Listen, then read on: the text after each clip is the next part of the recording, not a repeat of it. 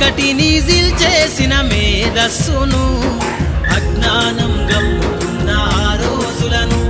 ఆ చీకటిని జిల్చేసిన మేధస్సును బలపం పట్టించిన బాధ్యతలను ఆ సంఖ్యలను దెంపిన జ్ఞాపకాలను బలపం పట్టించిన బాధ్యతలను ఆ సంఖ్యలను దెంపిన జ్ఞాపకాలను మరువద్దుర సమాజమా మహనీయులను